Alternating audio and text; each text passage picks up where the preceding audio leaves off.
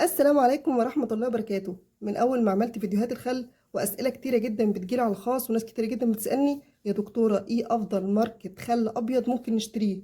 إحنا بنشتري الخل بنلاقيه عامل زي المية، قولي لنا خل نشتريه وإحنا مغمضين ونتأكد إن هو مضمون. طبعا أنا عملت لكم قبل كده على القناة فيديوهين عن الخل واتكلمنا عن أنواعه والخل الطبيعي والخل الصناعي وإيه هو الخل الطبيعي وبيتصنع إزاي والقيمة الغذائية بتاعته، واتكلمنا كمان عن الخل الصناعي وأضرار استخدامه وإزاي أعرفه. اكيد مش هعيد الكلام ده تاني، بس هسيب لكم رابط الفيديوهات دي في صندوق الوصف اسفل الفيديو وكمان في شاشة النهاية. طبعا سؤال ايه افضل خل موجود في السوق المصري ده سؤال اجابته صعبة جدا، عشان اقول لك على ماركة او براند معين وتنزلي تدوري عليه ما تلاقيهوش، فكان لازم اجيب اكبر تشكيلة ممكنة من الخل واقول لك ايه افضلها وبالترتيب. طبعا انا دورت وخدت وقت طويل قوي في التدوير وجبت من الماركتس المختلفة وجبت كمان اونلاين. الفيديو ده وغيره من الفيديوهات على القناة بيظهر قدامك لمدة دقايق ولكنه أخد مجهود ووقت طويل جدا، فما تنسونيش باللايك والشير والسبسكرايب. عايزة الفيديو ده يوصل على الأقل 300 لايك ويلا بينا نبدأ. عندنا في المرتبة الأولى خل هاينز وخل هارفست وخل وادي فود. طبعا خل هاينز وهارفست دي أسماء عريقة وأسماء معروفة جدا في السوق المصري بقالها سنين طويلة، لكن كانت المفاجأة بالنسبة لي هي خل وادي فود، وده طبعا إنتاج شركة الوادي المصرية.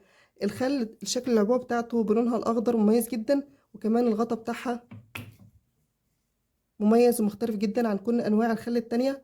الخل ريحته قوية وهايلة وممتازة جدا، وفعلا بجدارة بينافس هارفست وهاينز. دي في المرتبة الأولى. يبقى عندنا المرتبة الأولى عندنا هاينز وهارفست ووادي فود. في المرتبة التانية عندنا خل الطاووس، وكمان عندنا خل ريحانة. وبالنسبة لخل ريحانة فمن فترة كان واخد الأعلى تقييما على الأمازون وكمان الأعلى مبيعا.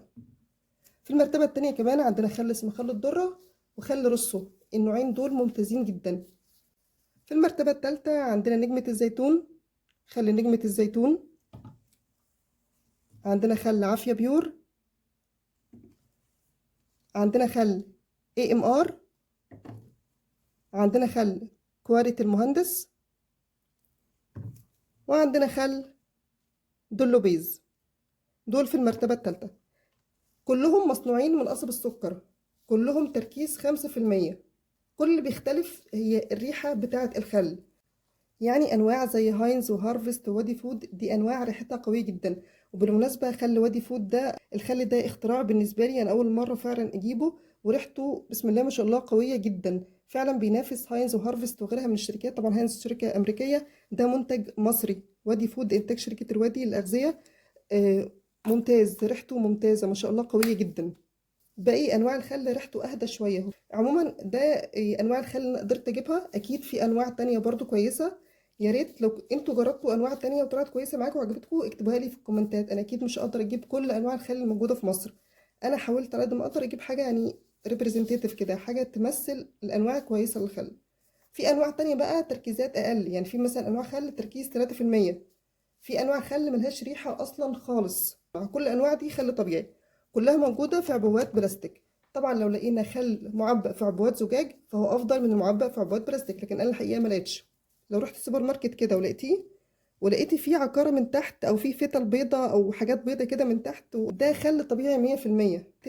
ده دليل على ان ده مصنوع اصلا من قصب السكر، وان ده نتيجه التخمير بتاعه. فلما تلاقي في الخل عكاره من تحت وحتت بيضه من تحت، ده دليل على ان الخل ده طبيعي 100%، وان الخل ده نقي، وان الخل ده من افضل انواع الخل اللي انت ممكن تشتريها. ده كان فيديو كده بسيط عن افضل انواع الخل في السوبر ماركت. زي ما قلت لكم يا ريت اللي جرب اي نوع خل كويس يكتبه لنا في الكومنتات. اشوفك على خير ان شاء الله المره الجايه، والسلام عليكم ورحمه الله وبركاته.